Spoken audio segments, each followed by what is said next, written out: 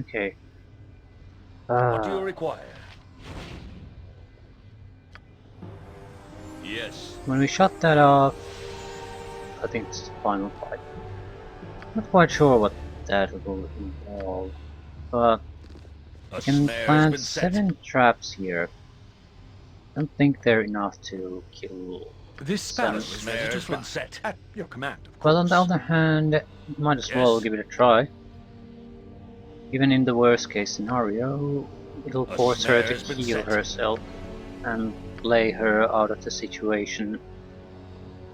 A snare has been set. You want normal traps? Because they're at least 2 damage. Although A I think snare has she's been pretty set. much totally immune to them. A snare has been set. We could try A snare has planting been set. skull traps there too. I don't think those will work. The reason why these work is because they do physical damage. Would be spells. If we would place Very well. if we would place spells there, they would naturally be spells. Yes, Abil?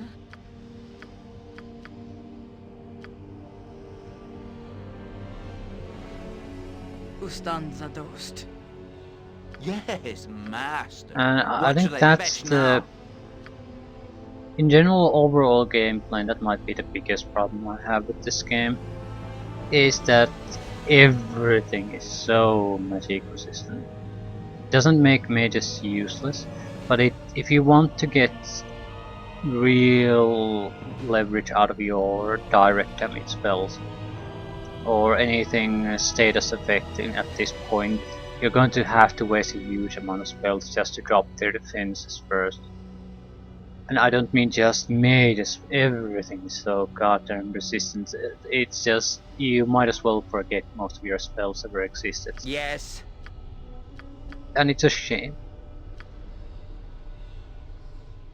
We have few protections from energy, might as well use them.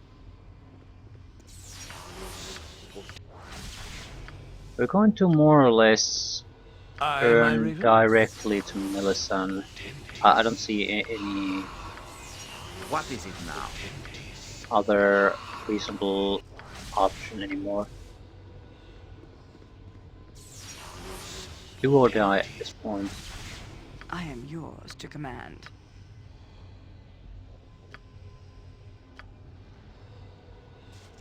What is my task done? Shah guides my hand. We've lost all of our buffs pretty much at this point, so Fate beckons us all. Manus potentis. Go bother someone else. Victory shall be ours. You know this. this won't last, but I'm hoping they'll buy us enough time. We can take down Melisande. Also, definitely want the enemy dead at this point. I don't think will be all that useful. On the other hand, they might buy us the time we need again to focus on Melisande.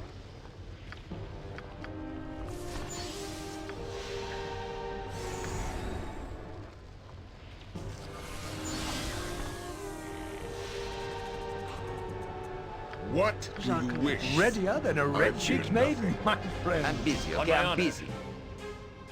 Have you nothing else to do? Waste of my time. What do you require? Okay, let's see what we can do. As you ask. Yes, master. What should I fetch now? Fine, fine. Just stop pestering me.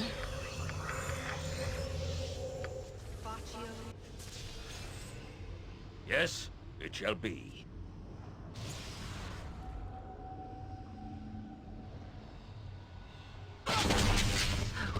You are stronger than even I imagined.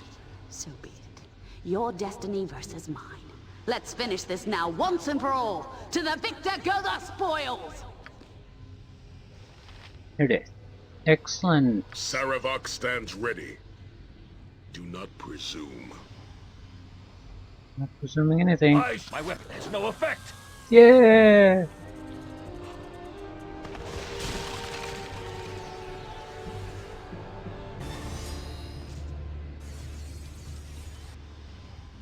Enough, Amelason. The gods have decreed this contest is over. No! I am a god! This is not over until I say it is! You are no god, priestess of Baal. You play with stolen energies that make you immortal, that give you great power. But that does not make you a god. The Ballspawn has not won! I refuse to believe it! Oh, I would die first! But you cannot die, so long as the essences are within you. Even now, however, they struggle to flee from your weakened frame. You are defeated, and destiny belongs to the victor. No! No! I will kill you all! You will do nothing, Amelason, but accept your fate.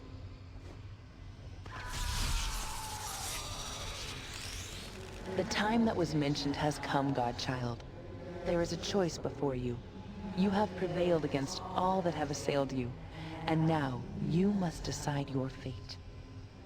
The vast majority of the soul essences of the children of Baal, Lord of Murder, now belong to you, and you alone. You must now decide what to do with this power. Be wise. The choice is irrevocable. What are what are my options? First, you may choose to surrender that portion of the essence which remains with you. It shall be given to Amelason, and her soul, with all the essence it contains, shall be destroyed.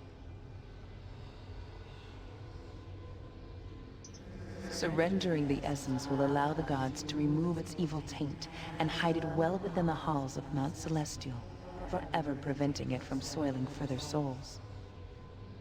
You, Ballspawn, would be made immortal, free to continue your life with a destiny of your own choosing. The manipulations of gods will no longer be your concern, and your soul will be untainted. And my other choice? Once Amelison's soul is destroyed and the essence released, you may accept it into yourself if you want it, and the throne of Baal will be yours to command. The taint of evil within the totality of Baal's essence is great, greater than anything you have ever known. It remains to be seen whether you will resist this evil or embrace it. Regardless, you will receive new enemies from amongst the gods. Surely Cyric, who usurped your sire's role at the Edict of Al the Overfather, would gain an interest in your powers. Your future is unwritten, but once chosen, the gods know that it will be of significance to the universe. You will have few allies, and your trials will not end anytime soon. The choice is difficult, but these are your two options, Ballspawn. This is where your destiny is realized, and your future begins. What? Why are you looking at me? Take the power already. Isn't that what you came here for? I didn't follow this insufferable monkey around to see all its divinity lost. What would I get out of that? A life on the plains is a new power. It is not a life for everyone, my Raven. No matter how powerful you assume yourself to be, there is always another stronger. And in the plains, this is doubly so. But either way, your adventure continues, does it not? I envy your position, truly. Naturally, I'd like it best to join you in your future travels, but it is not meant to be. I'll bid you farewell, certainly. Do not waver. Were I in your shoes, I would lunge at this opportunity. It is no less than what I died attempting. Take it. Grab hold of what you deserve.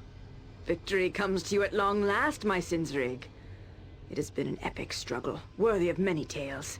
You must be pleased, although your choice now cannot be an easy one.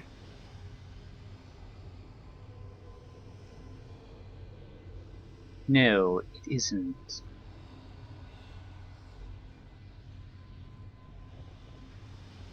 I should expect that you would take the power offered by your blood. To do anything else would be an expression of maudlin weakness. I expect far more from you. I knew once that our relationship was an impossible one. I have allowed myself since to be swayed otherwise, but it still holds true. Even you know this now, correct? If you gave up your heritage, what would we do? Where would we go? What if it was not satisfactory for you? Would you not blame me in the end for keeping you from your power? I will not be responsible for that. As much as part of me might wish you to remain with me, my Sinzurik, I will be just as pleased to know that you have achieved the power you deserved. It is not easy for my kind to admit such a thing, so let me just say it now and be done with it.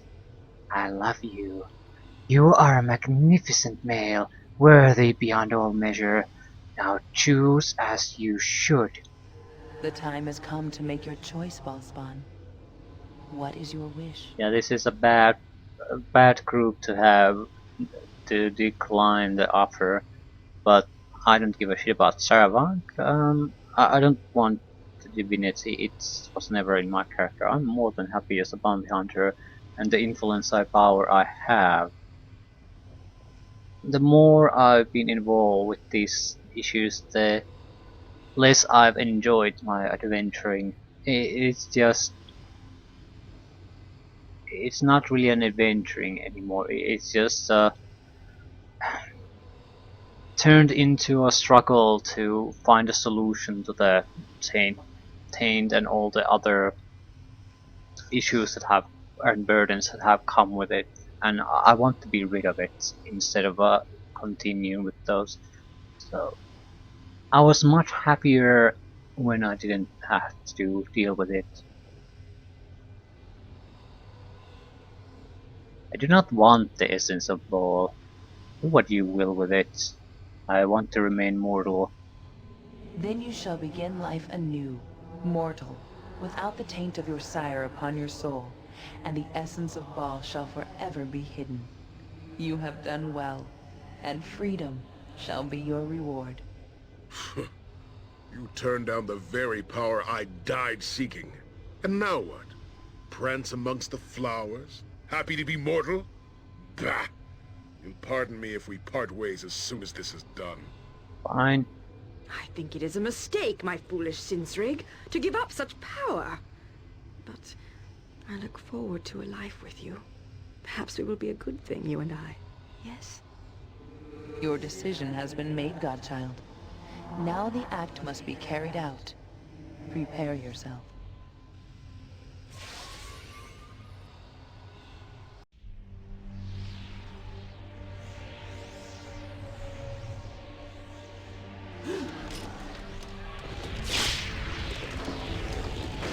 No! Damn you!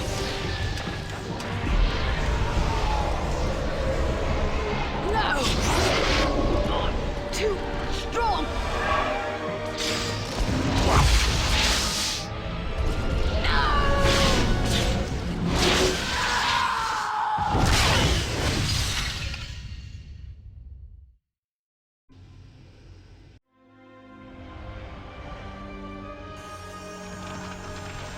Your divine essence slowly fades, and for a moment you feel empty, incomplete. It is frightening, but soon yields to a new sensation, one of hope. With your closest companions at your side, you are free to live out your mortal life, no longer a pawn of Baal's prophecy. The adventure draws to a close, but there will be more to come. Even as a mortal, you are to be looked upon in awe, and your power commands attention, both friendly and otherwise. Your life is yours, as are the trials to come.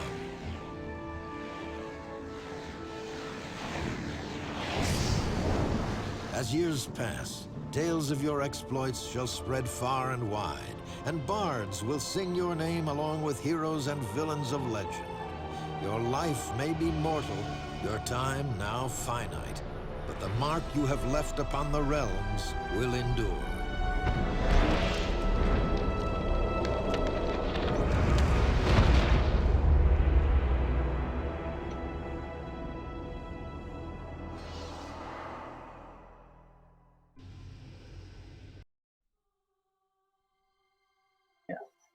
Thule and Viconia continued adventuring long after leaving Tether. He became an important political figure and she was his trusted counsel. Eventually Viconia bore Thule's child, which first served to strain their relationship. The birth, however, changed her, and she dedicated herself to raising the boy, teaching him both the ways of the Drow and of Thule's people. She marveled at the understanding in his eyes, but unfortunately didn't live to see him grow. Viconia was poisoned by a servant of Lolth, her last words whispered to her loving mate in private. Thule raised his son in secret, and tales vary on the results. Some say they waged a crusade against the Drow, but all agree that the former child of Baal never forget the love of his dark maiden. The ending screens and stories are also rewritten in a lot of the mods that redo this, because um,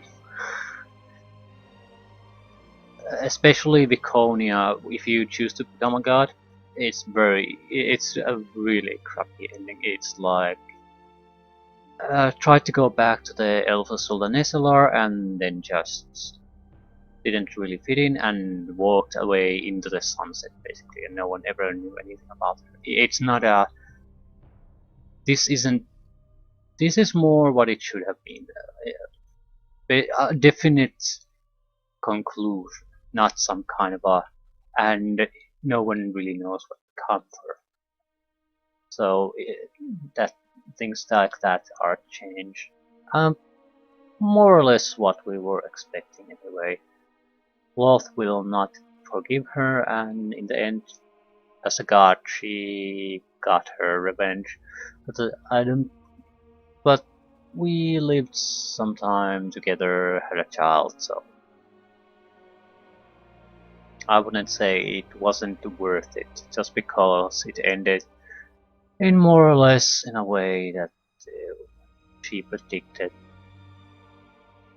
It's hard to say if she considered the time worthwhile. Erdelis found traveling with Thule a fine introduction to the realms, and once they parted company, he was eager to see more. He visited such varied locales as Waterdeep, Neverwinter, and Thay, eventually fleeing from each one after innocently immersing himself in local troubles. Later he would befriend a female Cambion and return with her to the Abyss, only to unintentionally end up leading a revolt on several layers of the Hells. For a time, Herdalis was the most hunted man among the plains, but the ire of his enemies could not match his wanderlust, and he eventually found his way back to the city of Sigil, unharmed in any permanent fashion. There he rejoined Realis' acting troupe and was pleased to finally settle down, until the next misunderstanding, of course. So Herdalis remains as Herdalis.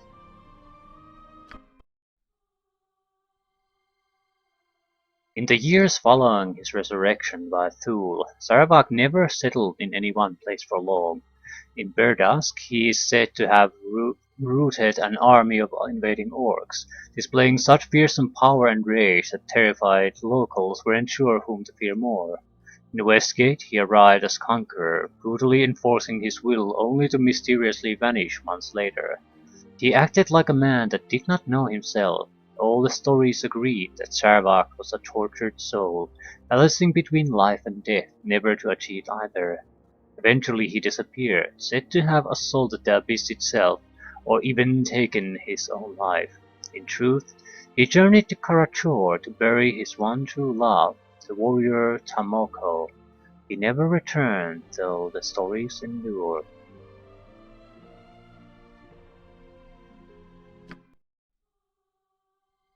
Yeah, you got your beard back. Edwin gained great renown in his travels with Thule, and in the years following their association, he would exploit that infamy. In time, he achieved enough influence to subjugate even the Red Wizards themselves, become the greatest leader they had known in recent memory. Very recent memory, it turns out, as he was deposed scant days later. Such is the brief nature of conquerors in Thay, practically lining up for their turn in power. His only notable appearance following this embarrassment was in battle with Elminster of Shadowdale himself, a short affair that saw the end of Edwin's existence in the realms. Edwina, however, tends a bar in Waterdeep Tavern. She is a bitter, bitter woman. A terrible end for Edwin. And I think that's it. Yeah.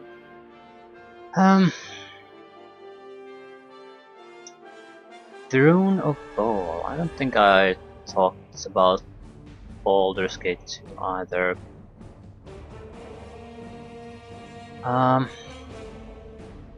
It's an overall, it's a good game. Very good. There are some problems. It's not a flawless performance in any sense. Especially the interactions, how they're made, is very disappointing because it's tied to real world time.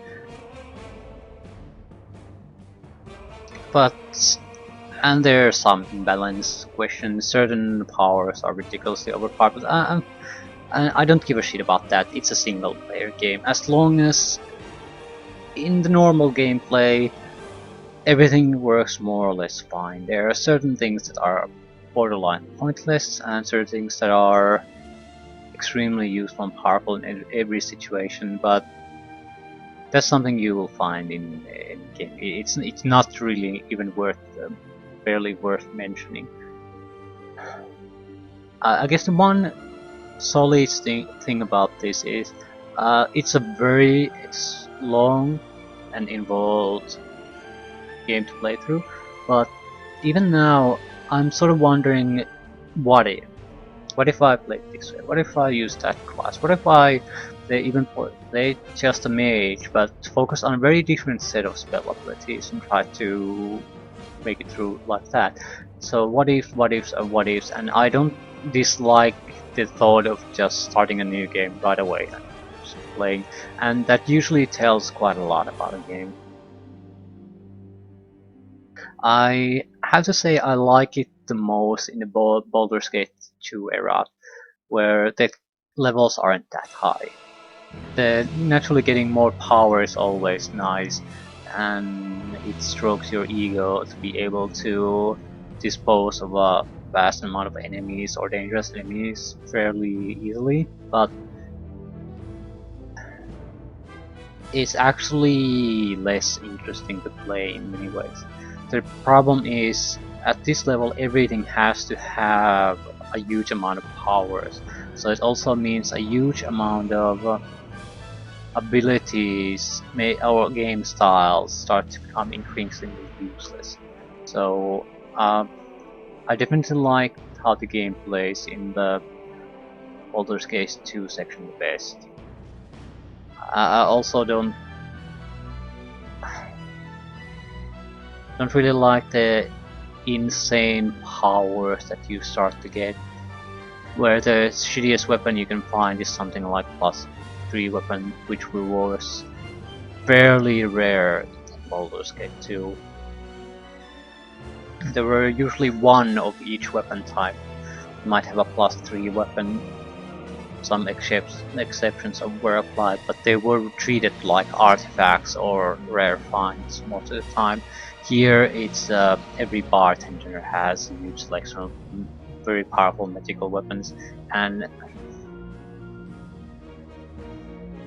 it's a cheap way to build up more feeling of epicness, more hit points, more special powers, more pluses on your weapons, but it's in my opinion it doesn't really do that. It sort of does the exact opposite.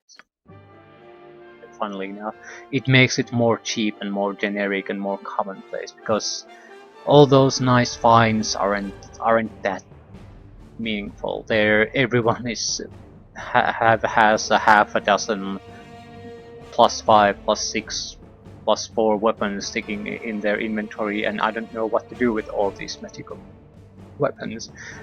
It's probably necessary because all the enemies are designed for you to have those weapons. If you don't, you're in deep shit. Deep shit. I played through the, well, especially the harder modified ending with, basically I had +3 weapon at best, and I don't ever want to play it again like that. It was so, I probably played it for a few days, attempted it before I finally got through it, and it was incredibly annoying and a painful experience. So I get why the game designers want to shove the game full of those items. It's because you really need to rely on them in many situations to make it at all bearable, but it just also in its own part cheapens the experience. If you want epicness, you should build something epic stories. Tell it properly, try to make it feel that you're into something grand. Here, for example, there was very few indications of what's happening outside our own little circle. We basically had one city destroyed where we weren't there, but it was appreciated to see. It was done fairly well, much as far as this engine is concerned. And then there was the army's attempt to kill us, which was nice, but again, there was no real feel of the larger impact of what was going on. And I think that might have been better done. Certainly, and Melisande could have been better done. So the strongest part of the trilogy especially is the, I think, Baldur's Gate 2. Throne of Ball versus Baldur's Gate 1, very different type of experiences. I don't know how to compare them. Throne of Ball is tighter. There's not so much one empty wilderness to go through, but on the other hand, it is at the end of the long story arc, reaching towards the climax, while Baldur's Gate 1, all of this is barely even hitting your consciousness at that point, where it might lead up. It's hard to compare. They're all at least competent in their own areas, if not great. Overall, it is a very good saga to play through, and I'm fairly sure I'll play a solo playthrough of this. Now, it won't be like this. I'll not nearly this long, because you'll skip quite a lot of the speaking things out aloud, and that cuts down on the length of the Let's Play drastically. But it's an idea that developed while playing this. Or as I said, overall, it's still a fine experience. You have to go out of your way to bitch about things. I mean, things that are properly wrong. It's naturally not quite up to the standards of a modern game in many senses, but there's nothing wrong with it. The system works just fine, a lot of options. Certain classes might be poor choices, but even those are I don't see a new player really stumbling onto them, and because you are playing with a party, even if you do, you're not going to be stuck because of it. If you are, it's because you intentionally try to challenge yourself, and at that point, it's not really the developer's fault. But still, very nice and enjoyable playthrough. Very nice. About the solo playthrough, I'll probably start it pretty much now. But I like the Hair Dalis, how he was. But I don't like how he was in the Throne and Ball anymore. So what I'm thinking of doing is dual classing something with Bard. I'm not sure what.